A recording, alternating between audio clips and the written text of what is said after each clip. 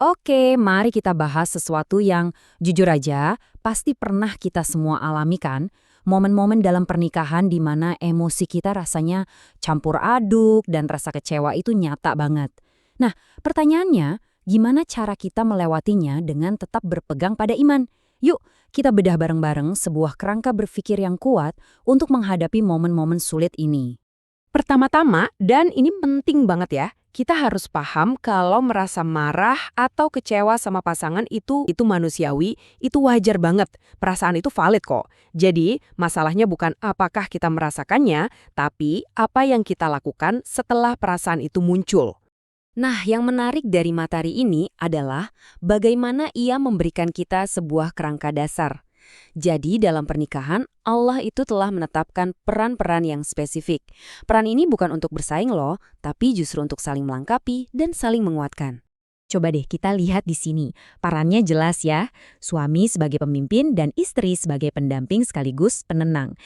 Jangan salah paham dulu. Ini bukan soal hierarki kekuasaan, bukan soal siapa yang lebih tinggi. Anggap saja ini pembagian tugas yang dirancang khusus untuk menciptakan harmoni dan kekuatan dalam keluarga. Setiap peran punya tanggung jawab dan kemuliaannya masing-masing. Dan ini dia poin yang bisa mengubah cara kita memandang segalanya. Pernikahan ini, pasangan kita ini bukanlah sebuah kebetulan. Menurut perspektif ini, dia adalah pilihan Allah untukmu. Bagian dari sebuah rencana besar yang sempurna. Kalau kita bisa memegang keyakinan ini, cara kita melihat setiap tantangan pasti akan berbeda. Oke, kerangkanya udah dapat ya. Sekarang kita masuk ke penerapan praktisnya. Ini semua tentang bagaimana seorang wanita muslimah mengelola kata-katanya, terutama saat hati lagi sakit atau kecewa. Ini bagian yang paling menantang nih.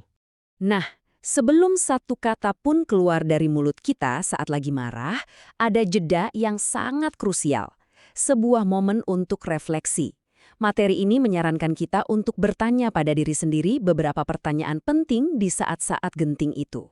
Pertanyaan pertama, dan ini yang paling mendasar, kalimat yang mau aku ucapkan ini kira-kira Allah ridho nggak ya? Pertanyaan ini, wah ini langsung mengangkat levelnya dari sekedar emosi pribadi menjadi sebuah tanggung jawab spiritual. Ini mengubah segalanya. Lalu pertanyaan kedua, ini nyambung lagi nih ke kerangka peran yang kita bahas tadi. Bukan cuma soal apa yang kita katakan, tapi juga bagaimana cara kita mengatakannya. Nada suaraku ini pantas nggak ya untuk pemimpin keluargaku? Ini soal adab dan rasa hormat. Dan ini adalah pengingat yang kuat banget. Setiap kata yang kita ucapkan itu punya bobot, punya konsekuensi.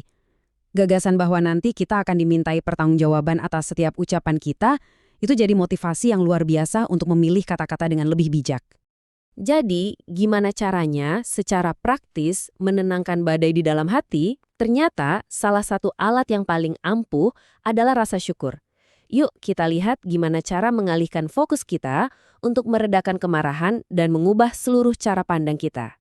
Nah, kutipan ini ngena banget. Bahayanya tuh di sini. Gampang banget kan kita terpaku pada satu kesalahan, lalu kita lupa sama ribuan momen kebaikan yang pernah ada. Kufur di sini artinya menjadi tidak bersyukur atau mengingkari kebaikan. Kutipan ini adalah pengingat untuk menjaga perspektif kita tetap seimbang. Tentu saja dia mungkin tidak sempurna, tapi dia tetaplah pria yang berusaha. Nah, untuk membantu kita mempraktekkan rasa syukur ini, coba deh kita ingat kembali peran-peran mendasar yang dia emban setiap hari. Ingat, dia adalah orang yang menjadikanmu halal baginya lewat sebuah akad suci. Dia yang memikul tanggung jawab nafkah. Dia yang menanggung beban kepemimpinan yang gak ringan. Dan dia yang setiap hari berusaha menjadi imam terbaik bagi keluarganya. Kalau kita ingat semua ini, satu kesalahan tadi rasanya jadi lebih kecil kan? Sekarang kita sampai di jantung pesannya. Panggilan untuk menghormati suami ini, menurut materi ini, ternyata bukanlah sesuatu yang tergantung pada perasaan atau mood kita saat itu. Ada tujuan yang jauh lebih tinggi di baliknya. Inilah poin utamanya. Tindakan menghormati suami, bahkan saat kita sedang kecewa berat, pada akhirnya bukan semata-mata untuk suami. Itu adalah sebuah tindakan ibadah, sebuah wujud ketaatan kita kepada Allah. Perspektif ini mengubah dinamikanya. Dari sekedar reaksi emosional menjadi sebuah pilihan spiritual yang kita buat dengan sadar. Oke, teorinya udah kita pahami. Sekarang, apa yang harus kita lakukan secara nyata saat amarah benar-benar sudah diubun-ubun? Materi ini memberikan kita rencana aksi yang sangat jelas dan bisa langsung dipraktekkan. 3 langkah sederhana, tapi dampaknya luar biasa. Pertama, tenangkan diri. Ambil jeda, jangan bereaksi impulsif. Kedua, berwudu. Air itu kan sifatnya mendinginkan ya. Secara fisik dan spiritual, ini bisa membantu meredam amarah. Dan yang ketiga, yang paling utama, berdoalah. Serahkan semua perasaanmu kepada Allah. Mungkin ada yang bertanya, kenapa sih harus repot-repot melakukan semua ini? Apa tujuan akhirnya dari menenangkan diri, berwudu, dan berdoa di tengah konflik? Jawabannya sangat-sangat penting. Dan inilah jawabannya.